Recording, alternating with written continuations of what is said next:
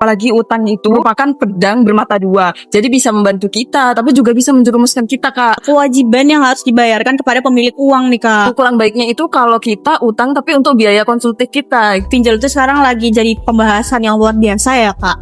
Pinjol itu ada dua sisi, teman-teman. Ada yang legal dan ilegal. Dan yang paling aku ini sih, Kak, yang paling ngeri menurut aku itu pinjol ilegal. Yang aku denger tuh poin terparahnya itu sampai ke soal penagihan sama data pribadinya, Kak. Itu untuk solusinya apa nih, Kak, kalau kita udah terjerat sama pinjol ilegal itu? Selain itu, bisa lakukan yang namanya mencari dana tambahan dan juga pemangkasan pengeluaran. Kak, kalau mau utang itu buat hal produktif aja, hal yang mendesak aja. Jangan utang cuma buat biaya konsultif kita.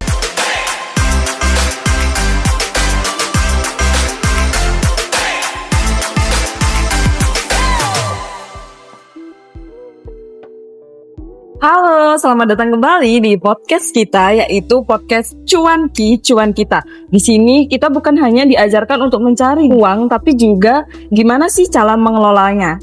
Kenalin, aku Hana. Dan aku ditemani partner kesayanganku. Halo, aku Dwi. Mungkin teman-teman yang sudah nonton episode 1 mungkin udah kenal saya nih, Kak. Oh iya. Nah, kali ini kita akan membahas apa sih, Kak, sebenarnya? Kita kali ini akan membahas topik utang. Dari utang jangka pendek sampai ke jerat pinjol. Apalagi utang itu merupakan pedang bermata dua. Jadi bisa membantu kita, tapi juga bisa menjerumuskan kita, Kak. Apalagi nih sekarang lagi marah-marahnya pinjol. Apalagi di usia muda ini. Jadi kita harus waspada banget sih sama pinjol ini. Benar banget tuh kata Kak Hana. Jadi kita tuh sebagai generasi muda ya, jangan sampai kita terjerat oleh utang seumur hidup nih, Kak. Itu teman-teman. Nah teman-teman, kali ini tuh kita akan membahas utang secara mendalam nih, Kak. Apa sih itu utang? Jadi utang itu adalah kewajiban yang harus dibayarkan kepada pemilik uang nih, Kak. Oh, misal nih, Kak, kita pinjam sama teman, tapi nanti bayarnya masih 2 minggu ke depan atau 3 bulan ke depan. Itu termasuk utang kan, Kak? Iya benar, itu termasuk utang ya teman-teman. Nah, selain itu, utang itu juga dibedakan berdasarkan jenis waktunya nih, Kak. Ada yang jangka panjang, ada juga yang jangka pendek. Kalau yang utang jangka panjang tuh yang kayak gimana sih, Kak? Nah, kalau yang jangka panjang ini teman-teman, biasanya dia itu waktunya lebih dari 1 tahun, Kak. Kayak misalkan buat teman-teman yang mungkin mau nikah dan sudah nikah, mungkin kenal dengan istilah KPR rumah. Nah, itu biasanya tenornya atau jatuh temponya adalah lebih dari 1 tahun. Bisa jadi 15, bisa jadi 10 tahun, atau bisa jadi 5 tahun gitu. Iya ya. Kalau untuk yang jangka pendeknya itu yang jangka waktunya berapa, Kak? Nah, sedangkan kalau yang jangka pendek ini ya, Kak, dia tuh kurang dari 1 tahun, teman-teman. Jadi, kan kalau KPR tadi lebih dari 1 tahun ya. Nah, kalau ini tuh cukup kurang dari 1 tahun, Kak. Oh, berarti kalau pinjam cash on hand, misal nih, saya pingin pinjam buat modal usaha, jangka waktunya tuh 6 bulan. Berarti itu jangka pendek ya, Kak? Iya benar, itu termasuk jangka pendek karena dia cuma 6 bulan kan itu kurang dari 12 bulan atau 1 tahun gitu. Ngerti. Jadi sebenarnya itu utang itu ada sisi baiknya, juga ada sisi buruknya ya, Kak. Kalau dari sisi baiknya itu, jadi kita bisa menambah nilai aset. Kayak misal kita tuh mau ngambil KPR, itu juga menambah nilai aset. Untuk yang kurang baiknya itu kalau kita utang tapi untuk biaya konsultif kita. Iya benar banget, Kak. Itu utang yang buruk itu adalah utang yang menggerus uang kita sih, Kak, sebenarnya. Oh iya, Nah teman-teman, tadi kan kita sudah menjelaskan ya, Kak, apa itu utang, jangka pendek, jangka panjang. Nah tadi di awal nih ya teman-teman, Kak Hana tuh sempat menyebutkan bahwa ada sesuatu utang yang bikin kita tuh ngeri-ngeri sedep gitu loh. Apa sih? Mungkin Hana bisa menebak. Pinjol. Jadi kali ini kita akan membahas apa sih itu pinjol dan ciri-cirinya dan resikonya juga. Benar banget ya teman-teman. Jadi pinjol itu punya daya tarik tersendiri nih, Kak. Jadi dia tuh biasanya menawarkan kemudahan dan kecepatan. Apa maksudnya? Jadi mudah itu karena dia aksesnya gampang gitu. Nah, kecepatan ini dalam arti adalah kalau misalkan saya minjem pagi ini, lalu duitnya itu akan cair di siang nanti, Kak. Jadi itulah daya tarik dari pinjol, Kak. Ternyata secepat itu ya pinjol. Makanya kan sekarang lagi marak-maraknya tuh Kak pinjol. Iya, benar banget. Pinjol itu sekarang lagi jadi pembahasan yang luar biasa ya, Kak. Nah, selain itu, pinjol itu ada dua sisi, teman-teman. Ada yang legal dan ilegal. Oh, ternyata ada dua sisi. Coba Kak kasih tahu nih ke sobat cuanki, apa sih kalau yang ilegal tuh yang kayak gimana sih? Atau yang aman atau yang gimana? Biar sobat cuanki juga ngerti, oh ternyata ada yang legal, ada juga yang ilegal. Nah, benar banget. Jadi, yang legal itu adalah pinjol yang terdaftar di OJK dan diawasi oleh OJK. Nah, buat teman-teman yang dari jurusan akuntansi, mungkin kenal apa itu OJK. Nah, buat teman-teman yang nggak kenal, OJK itu adalah Otoritas Jasa Keuangan, Kak.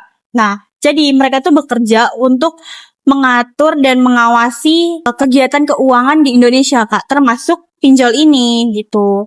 Dan yang paling aku ini sih Kak, yang paling ngeri menurut aku itu pinjol ilegal. Yang kayak gimana sih Kak pinjol ilegal biar sobat cuanki ngerti nih. Nah, jadi teman-teman, pinjol yang ilegal itu yang banyak orang takutkan itu adalah pinjaman online yang tidak terdaftar dan tidak diawasi oleh OJK nih, Kak.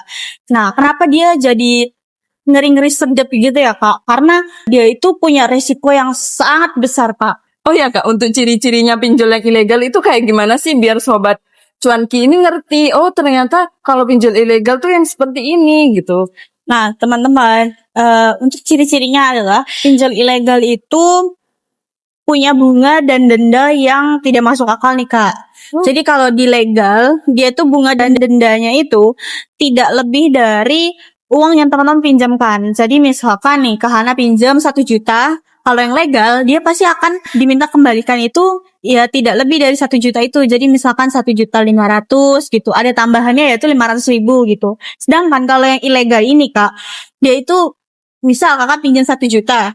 Nah, nanti waktu diminta kembalikan itu bisa sampai 15 juta gitu. Oh ya Kak, untuk ciri-cirinya apa saja sih pinjol ilegal itu biar sobat cuanki yang lagi menonton nih gak kejebak sama pinjol ilegal. Nah, teman-teman, cara membedakan yang ilegal dan legal tuh sebenarnya mudah. Kalau yang legal itu dia bunga dan dendanya itu Kak tidak lebih dari duit yang teman-teman pinjam. Jadi misalkan Kak Hana pinjam 1 juta, hanya diminta mengembalikan 1.500.000. Nah, 500-nya itu adalah bunga dan dendanya. Nah, sedangkan kalau yang ilegal itu ya, Kak, kakak minjem 1 juta, tapi nanti diminta kembalikan 5 juta. Nah, jadi 4 jutanya itu adalah bunga dan denda. Itu kan gak masuk akal ya, Kak. Nah, lalu biasanya itu dia mudah diakses. Karena apa? Karena dia tuh nggak perlu verifikasi, Kak. Sedangkan kan kalau OJK itu kita harus menunggu mungkin 2-3 hari atau bahkan 5 hari kerja. Nah, Ternyata separah itu ya Kak. Iya. Dan yang aku denger tuh koin terparahnya itu sampai ke soal penagihan sama data pribadinya Kak. Itu maksudnya gimana sih Kak? Nah, bener banget nih, Kak. Jadi, beberapa waktu lalu tuh saya mengikuti salah satu seminar yang diadakan oleh OJK. Nah, di situ pematerinya adalah salah satu ketua OJK di wilayah tersebut.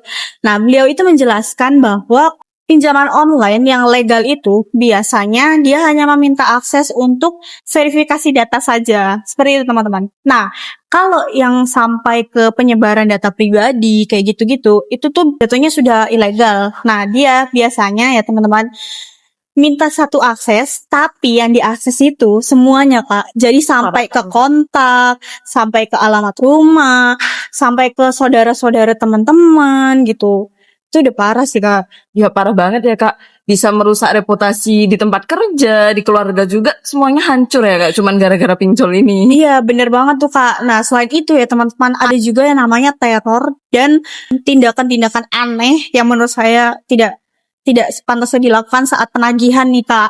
Jadi biasanya kalau misalkan teman-teman sudah terlambat membayar, teman-teman pasti akan didatangi oleh debt collector nih, Kak.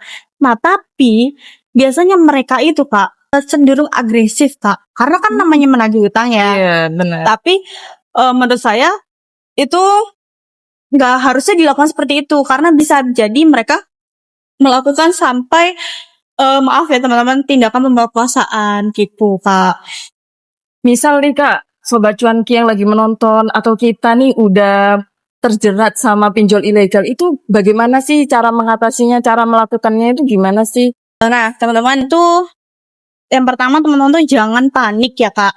Karena kalau sudah panik tuh udah nggak karuan nih pikirannya Iya sih, Kak, pasti malah sih. makin parah kan. Bener banget. Nah, pasti lalu teman-teman itu jangan pernah melakukan yang namanya gali lubang tutup lubang. Apa nih Kak? Maksudnya adalah teman-teman sudah punya lubang utang, tapi Iya. teman-teman membuka utang baru untuk menutup utang yang lama. Jadi kan tetap saja teman-teman punya lubang utang gitu kan. Hanya saja di tempat lain gitu. Nah, lalu teman-teman bisa lakukan yang namanya melapor ke OJK dan polisian Kak. Nah, kalau sampai ternyata sudah sampai ditindakan yang namanya penyebaran data, sebaiknya teman-teman lakukan pengumpulan data, pengumpulan bukti untuk dilaporkan gitu teman-teman. Tapi teman-teman, ini perlu digarisbawahi ya Kak. OJK itu tidak akan merespon teman-teman kalau ternyata teman-teman tuh istilahnya berinteraksi dengan pinjol gitu Kak. Nah, jadi nih buat Sobat Cuanki, kita harus teliti dulu, kita harus cek dulu ya Kak di web OJK. Jangan tergiur sama kata-kata yang cair cepat. Benar banget tuh teman-teman. Jangan sampai tergiur karena nanti kalau sudah sampai tergiur Kak, duit kita yang habis Kak. Bener banget nih. Nah, untuk solusinya apa nih Kak kalau kita udah terjerat sama pinjol ilegal itu? Nah, jadi teman-teman, saya tuh punya sebenarnya banyak solusi Kak. Cuman yang akan saya mention di sini tuh hanya ada beberapa. Oke Kak. Yang pertama itu teman-teman melakukan inventarisasi dan prioritaskan utang. Nah, jadi apa sih inventarisasi itu, Kak? Nah, inventarisasi itu adalah teman-teman melakukan proses pencatatan. Jadi merekap semua utang-utang teman-teman. Jadi teman-teman harus mencatat kayak utang ke siapa, terus nominalnya seberapa, bunganya berapa, dan jatuh temponya tuh kapan. Nah, setelah itu teman-teman baru prioritaskan utang. Nah, ada beberapa orang yang memprioritaskan utang tuh dari yang terbesar dulu baru yang terkecil Kak, gitu. Jadi itu penting banget ya Kak. Jadi kita harus puasa belanja dulu lah istilahnya demi bayar utang. Jadi disiplinnya itu di sini kita tuh. Iya, bener Oke. banget Kak. Jadi untuk prioritaskan utang ini, teman-teman tuh bisa melihat ke diri teman-teman sendiri. Kayak sebenarnya aku nih orangnya kayak gimana. Jadi fleksibel aja sih Kak sebenarnya. Lalu teman-teman bisa lakukan namanya mencari tambahan dana dan harus melihat lagi ke dalam diri teman-teman. Oh, aku nih orangnya kayak gimana? Apakah aku orang yang lebih terdorong dari kayak, wah, aku punya utang yang besar, baru yang kecil dulu. Atau ada juga beberapa orang yang tipenya adalah mereka lebih cenderung suka membayar yang kecil dulu, biar punya rasa membara, baru saya langsung besar gitu. Iya benar Kak. Nah, jadi kita hal yang terpenting itu kita harus memprioritaskan utang dulu ya Kak. Jangan yang lainnya dulu. Jadi fokus membayar utang dulu gitu. Iya, benar banget nih Kak. Nah, teman-teman selain itu bisa lakukan yang namanya mencari dana tambahan dan juga pemangkasan pengeluaran. Nah, ini teman-teman, mencari dana tambahannya itu bukan berarti harus gali lubang tutup lubang ya Kak. Iya. Nah, itu bisa lakukan dengan yang namanya mungkin teman-teman mencari kerja tambahan, tidak usah besar tapi yang penting nominalnya tuh cukup untuk memenuhi teman-teman gitu. Lah, lalu untuk yang pemangkasan ini teman-teman harus memangkas atau ya nggak usah dihabiskan semua ya, tapi kayak minimal tuh diperkecil jumlahnya, kayak misalkan ngopi-ngopi cantik gitu Kak. Terus Healing gitu ya. iya benar. Terus ada lagi yang kayak misalkan teman-teman bisa masak tapi ternyata malah beli di luar gitu. Apalagi sekarang nih sering ya beli di marketplace online betul. gitu, sering terjadi nih. Iya benar banget tuh. Jadi itu yang harus namanya dipangkas. Nah, dipangkas tuh bukannya yang harus dihapuskan gitu ya Kak, Iya. tapi diperkecil lagi. Jadi intinya kita itu disuruh puasa belanja gitu. Jadi disiplinnya kita tuh di sini gitu. Benar banget tuh Pak. Nah, lalu ada juga yang namanya adalah komunikasi dan penataan ulang. Nah, apa sih kenapa harus komunikasi? Jadi di saat teman-teman sudah tidak mampu membayar, teman-teman tuh harus jujur kepada pemilik uang. Jadi misalkan saya pinjam uang ke Hana, jadi saya harus menjelaskan bahwa Kak, boleh nggak saat ini tuh saya lagi kena PHK gitu. Boleh nggak sih saya minta keringanannya gitu. Nah, teman-teman selain menjelaskan kondisi teman-teman pada saat itu, jelaskan juga atau meminta negosiasi gitu. Jadi utangnya tuh akan di tata ulang. Tata ulangnya bukan dari nominal ya teman-teman, tapi mungkin dari jangka waktunya. Sehingga nanti diperpanjang, mungkin cicilan per bulan teman-teman jadi lebih sedikit dan teman-teman jadi mampu membayar gitu Kak. Jadi intinya kita minta keringanan juga ya sama Iya. orang yang kita utangi itu. Betul sekali Kak. Nah Kak Hana dan teman-teman nih, kita kan udah tahu ya apa itu utang, terus utang yang jangka pendek dan jangka panjang itu seperti apa, bahkan sampai utang yang bisa menggerus teman-teman nih. Yang ngeri-ngeri itu ya. Iya bener banget tuh. Jadi ya pelajaran buat kita dan Sobat Cuanki yang lagi menonton nih. Jadi kita kalau mau utang itu buat hal produktif aja. Hal yang mendesak aja. Jangan utang cuman buat biaya konsumtif kita. Nah, untuk itu kita hindari juga pinjol ilegal seperti kita menghindari apa sih Kak? Mantap. Bener ya Kak. Jadi kita harus menghindari utang yang sifatnya itu menggerus keuangan kita. Nah, oh ya, teman-teman juga perlu ingat bahwa sebelum teman-teman mengajukan utang, teman-teman tuh harus melihat kondisi keuangan teman-teman. Jadi kayak misalkan gaji saya adalah 10 juta nih Kak. Iya. Nah, saya tuh boleh ngutang tapi tidak boleh lebih dari 30% penghasilan saya. Jadi saya boleh utang hanya sampai 3 juta aja nih Kak, gitu. Nah, benar sekali. Jadi utang itu harusnya menjadi alat bantu buat kita, bukan malah mencekik finansial masa depan kita. Bener banget tuh Kak. Oh ya, bagi Sobat Cuanki yang ingin berbagi pengalaman atau bertanya-tanya tentang finansial, kalian bisa komentar di YouTube kami ya. Iya bener banget. Nanti akan kita bahas lagi di episode selanjutnya. Kita tunggu cerita teman-teman. Jangan lupa like, subscribe ya teman-teman. Aku Hana, aku pamit undur diri. Dan aku Dwi, saya juga pamit undur diri. Sampai jumpa di episode selanjutnya. Nah.